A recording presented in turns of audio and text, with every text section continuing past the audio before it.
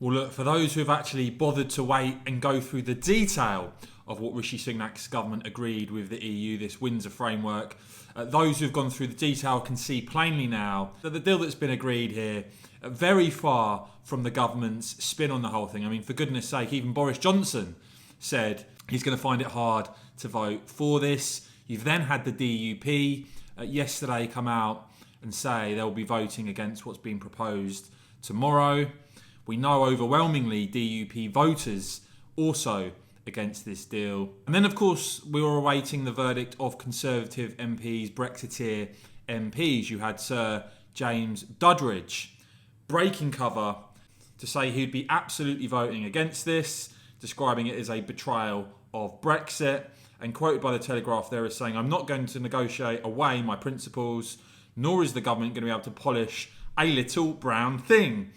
Sir James Duddridge there saying it breaks Northern Ireland off from the UK and sets up a new regulatory environment around the EU. It's just not acceptable, and to be frank, I don't know how they thought it ever could be. Well, well done to him, because I think that's a pretty stark contrast to some of the people I think have embarrassed themselves really, rushing out to fully endorse a deal they clearly hadn't gone through and don't understand. Meanwhile, of course, the ERG, chaired by Mark Francois, awaited this legal advisory committee review and assessment conducted there by Martin Howe, KC and Barnabas Reynolds. And you see here just some of the findings: that on sovereignty, Northern Ireland remains subject to the power and control of EU law and the ECJ.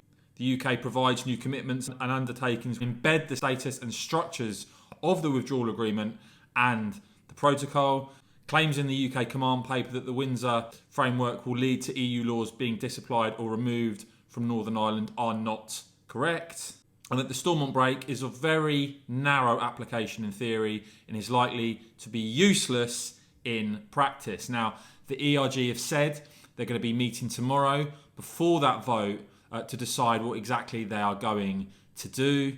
At the end of the day, with Labour backing this, it's overwhelmingly likely it's going to pass no matter what Brexiteer MPs do. But a terrible look, I think, for the government to be relying on Labour votes, whilst this possibly being opposed not just by DUP MPs, but also ERG, Brexiteer, Tory MPs. This was Mark Francois, the ERG chairman, talking about this today.